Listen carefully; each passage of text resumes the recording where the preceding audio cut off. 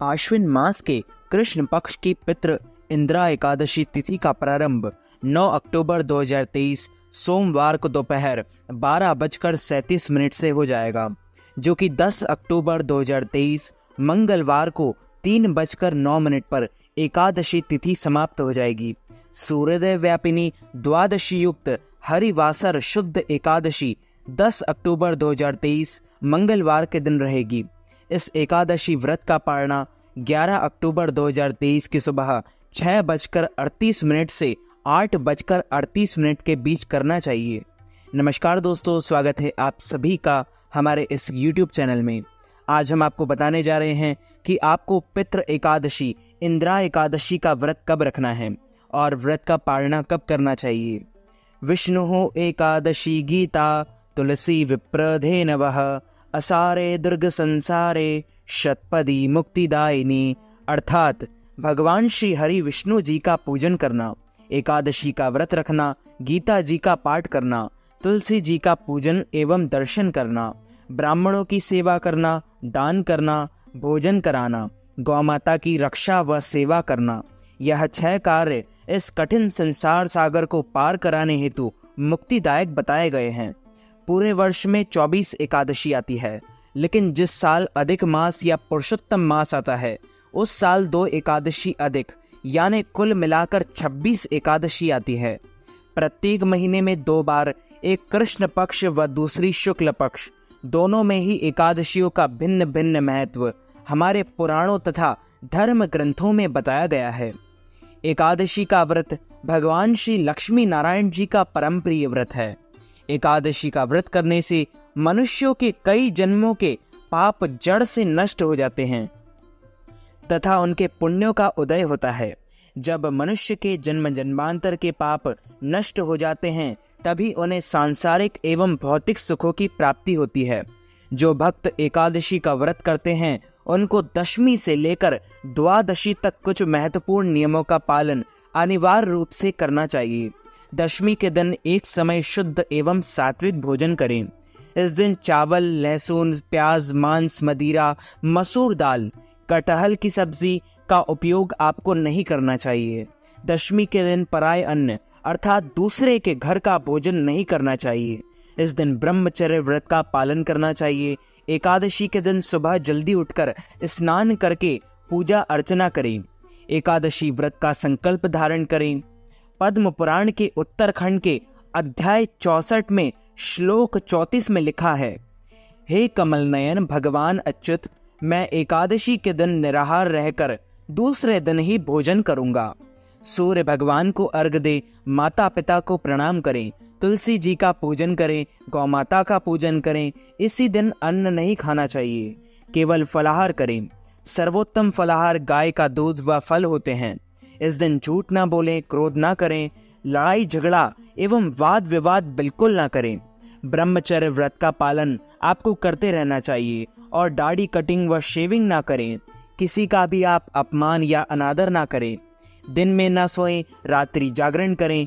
पूजन पाठ करके ब्राह्मण के मुख से ही एकादशी व्रत कथा का श्रवण करें। कथा सुनने के बाद उन्हें दक्षिणा भी प्रदान करें एवं शुभ मुहूर्त में एकादशी के अगले दिन ही व्रत का पारणा करें। इस बार पितृ इंदिरा एकादशी 10 अक्टूबर 2023 मंगलवार को है।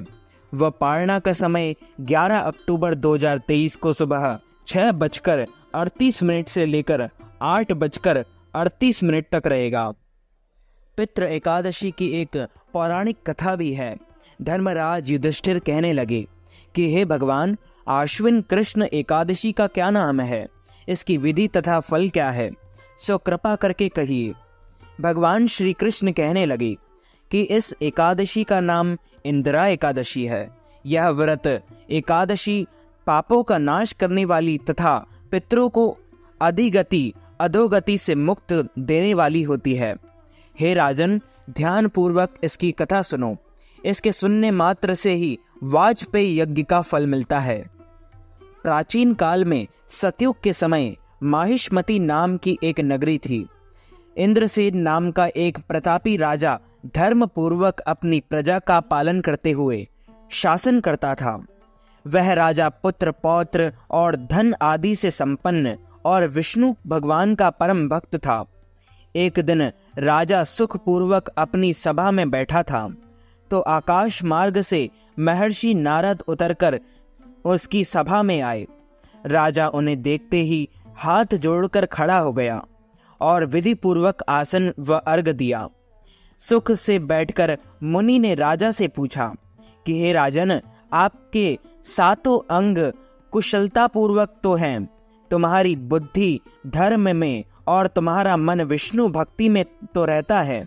देवर्षि नारद की ऐसी बातें सुनकर राजा ने कहा, हे महर्षि, आपकी कृपा से मेरे राज्य में सब कुशल है तथा मेरे यहाँ यज्ञ कर्मादि सुकृत हो रहे हैं, और आप कृपा करके अपने आगमन का कारण कहिए। तब ऋषि कहने लगे कि हे राजन, आप आश्चर्य देने वाले मेरे वचनों को सुनो। मैं एक समय ब्रह्मलोक में यमलोक को गया। वहां श्रद्धा पूर्वक यमराज से पूजित होकर मैंने धर्मशील और सत्यवान धर्मराज की प्रशंसा की। उसकी यमराज की सभा में महान ज्ञानी और धर्मात्मा तुम्हारे पिता एकादशी का व्रत भंग होने के कारण देखा। उन्होंने संदेशा दिया, सो मैंने तुम्हें कहता हूँ। उन्होंने कहा कि पूर्व जन्म में कोई विघ्न हो जाने के कारण मैं यमराज के निकट रह रहा हूँ। सो हे पुत्र, यदि तुम आश्विन कृष्ण इंदिरा एकादशी का व्रत मेरे निमित्त करो तो मुझे स्वर्ग की प्राप्ति हो सकती है। इतना सुनकर राजा कहने लगा कि हे महर्षि, आप इस व्रत की विधि मुझसे कहिए। नारद जी कहने लगे, आश्विन माह के कृष्ण पक्ष की दशमी के दिन प्रातः काल श्रद्धा पूर्वक स्नान आदि से निवृत्त होकर पुनः दोपहर को नदी आदि में जाकर स्नान करें। फिर श्रद्धा पूर्वक पितरों का श्राद्ध करें और एक बार भोजन करें। प्रातः काल होने पर एकादशी के दिन दातून आदि करके स्नान करें। फिर व्रत के नियमों को भक्ति पूर्वक ग्रहण करता हुआ प्रतिज्ञा करें कि मैं आज संपूर्ण भोगों का त्याग कर निराहार एकादशी का व्रत करूंगा। हे अच्युत, हे पुंडरीकाक्ष, मैं आपकी शरण हूँ, आप मेरी रक्षा कीजिए। इस प्रकार नियम पूर्वक शालिग्राम की मूर्ति के आगे विधि पूर्वक श्रद्धा श्राद्ध करके योग्य ब्राह्मणों को फलाहार का भोजन कराएं और दक्षिणा दें। पितरों के श्राद्ध से जो बच जाए उसको सूंघकर गौ को दें तथा धूप दीप गंध पुष्प नैवेद्य आदि सब सामग्री से ऋषिकेश भगवान का पूजन करें। रात में भगवान के निकट जागरण करें। इसके पश्चात द्वादशी के दिन प्रातः काल होने पर भगवान का पूजन करके ब्राह्मणों को भोजन कराएं।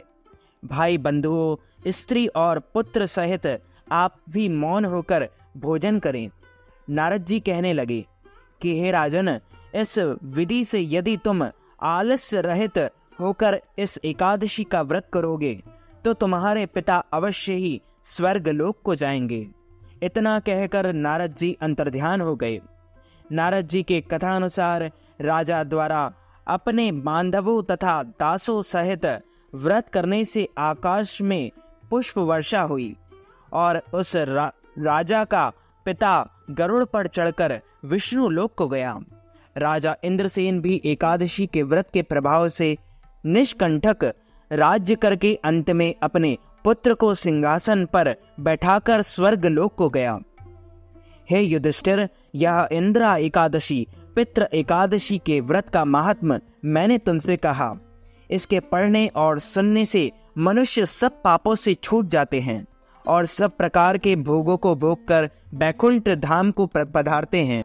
बोलिए श्री लक्ष्मी नारायण भगवान की जय।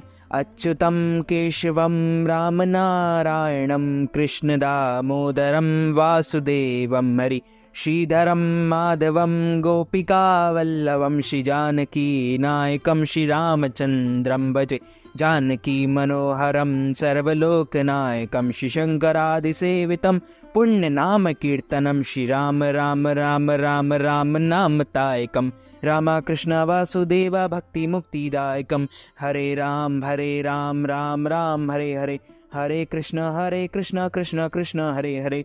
तो मित्रों, हमारे इस ज्ञानवर्धक वीडियो को आप अधिक से अधिक लोगों को शेयर कीजिएगा, लाइक कीजिएगा, कमेंट कीजिएगा, और यदि आपने अभी तक हमारे और आपके YouTube चैनल को सब्सक्राइब नहीं किया है तो सब्सक्राइब भी ज़रूर कर लीजिए। आप सभी को सादर जय श्री कृष्ण, सादर धन्यवाद।